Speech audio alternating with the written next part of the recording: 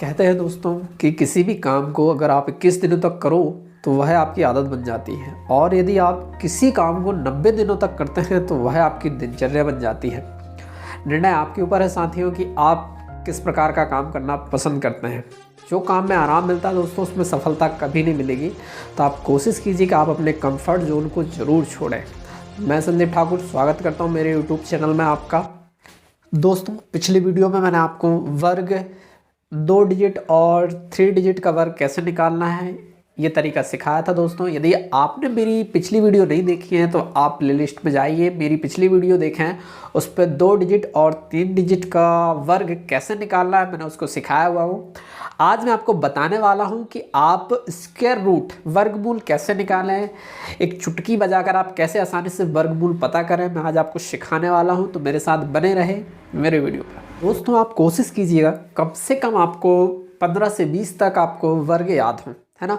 मैंने कुछ एग्जाम्पल के तौर पे यहाँ पर जो मुझे लगने वाले हैं, जो मैं आपको बताने वाला हूँ, सिंगल डिजिट के कुछ मैंने वर्ग यहाँ पे लिखे हुए हैं जो आपको नॉर्मली याद भी होते हैं, है ना। तो ये हमको अभी इस ट्रिक में लगेगा, और ये आपको नॉर्मल सा पता भी रहता है कि 5 का वर्ग क्या होता है, 6 का वर्ग क्या होता है, 7 का वर्ग क्या होता है, 8 का वर्ग क्या होता है।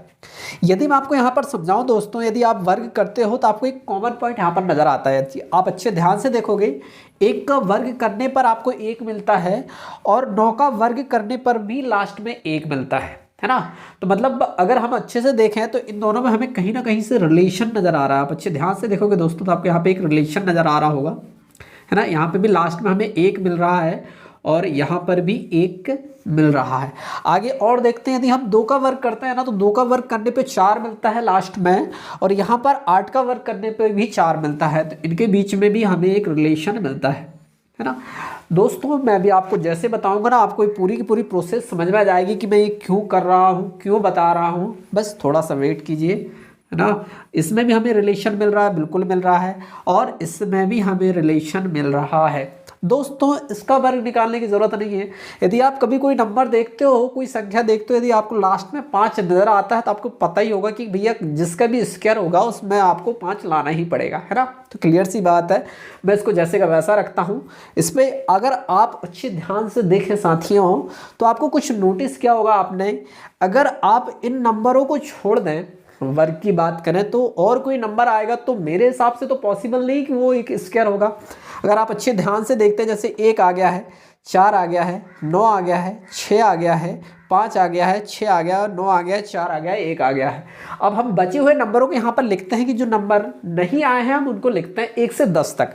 आप अगर ध्यान से देखोगे तो 2 आपके पास नहीं आया है, 3 आपके पास नहीं आया है, 7 आपके पास नहीं आया है, 8 आपके पास नहीं आया है ना।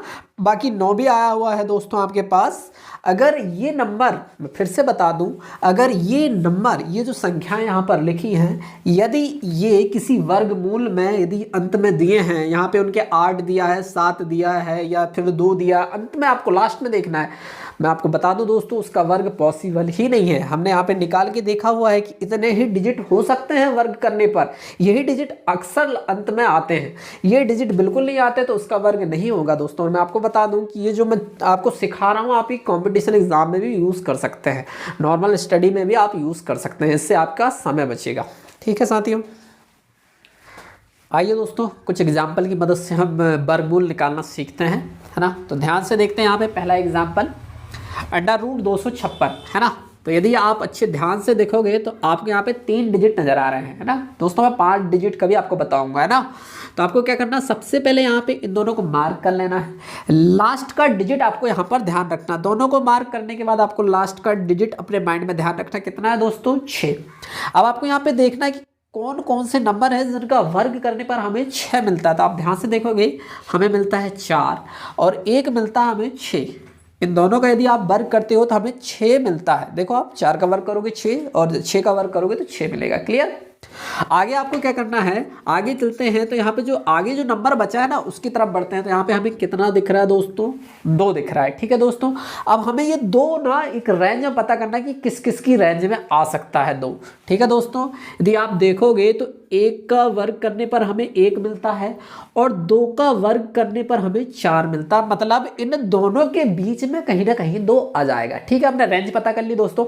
अब उसके बाद आपको क्या करना, हमेशा जो छोटा नंबर होगा ना कम, उसको इन दोनों के साथ लिख देना है। मतलब एक को इसके साथ भी लिख देना है और एक को इसके साथ भी लिख देना है ना।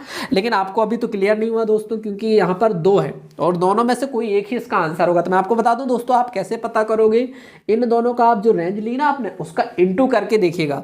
2 और 1 का गुणा करोगे दोस्तों 2 आएगा, जो 2 के बराबर है, अर्थात 2 के बराबर है मतलब बड़ा लेना पड़ेगा हमें। 2 के बराबर है तो बड़ा लेंगे, तो बड़ा 14 और 16 में बड़ा जो है वो है 16। तो इसका जो सही आंसर आएगा दोस्तों वो आएगा 16। तो ये जो वर्ग होगा वो होगा 16 का। आइए दोस्तों, थोड़े से बड़े एग्जाम्पलों के हम सॉल्व कर लेते हैं ना। बड़े एग्जाम्पलों को आप कैसे करें उनको भी देख लेते हैं थोड़े से। यहाँ पर यदि आप देखोगे तो रूट ऑफ 7396 है ना, जो कि 4 डिजिट है। मैं इसका आपको वर्गमूल निकाल के बताऊंगा ट्रिक के माध्यम से। अब आपको क्या करना है, जो मैंने सिखाया वैसे ही करना दोस्तों। आपको क्या करना है, लास्ट के 2 नंबर को मार्किंग कर लेना है। लास्ट में देखना कितना आया, 6 किसके वर्ग में आता है दोस्तों, 6। तो आपको पता होना चाहिए पट से 4 के वर्ग में जाएगा 6 और आएगा 6 के वर्ग में। क्लियर हो गया दोस्तों। आपको आगे की ओर ध्यान देना है। आगे कितना है, 73। रेंज पता करना है 73 कहाँ आ सकता है। यदि आप ध्यान से देखोगे 73 8 का स्क्वायर करो तो आप कितना आता है 64 और 9 का स्क्वायर करो तो कितना आता है 81। मतलब इसके बीच में हमारा 73 होगा। रेंज हमने पता कर ली दोस्तों। मैंने आपको कहा था कि यदि आप रेंज पता कर लेते तो आपको हमेशा छोटा नंबर यहाँ पे लिख देना है। मतलब 8 और 8 यहाँ पर आ जाएगा। क्लियर। अब आपको क्या करना है कि अब इन दोनों में से सही कौन सा है तो पता कैसे करना है, इन दोनों का इंटू करना है दोस्तों। तो आप यदि इंटू करते हो तो 8 9 होता है 72, 8 9 के 72 होता है। और 72 जो है दोस्तों मैं आपको बता दूं वो 73 से कैसा है, छोटा है। और यदि मैंने आपको पहले भी कहा था, इससे यदि कोई छोटा होता है, 73 से कोई छोटा मिलता है तो आपको क्या करना है, हमेशा ही बड़ा नंबर लेना है। मतलब इसका जो स्क्वायर होगा वो होगा 86। इसका जो वर्गमूल निकलने वाला वो निकलेगा हमारा 86।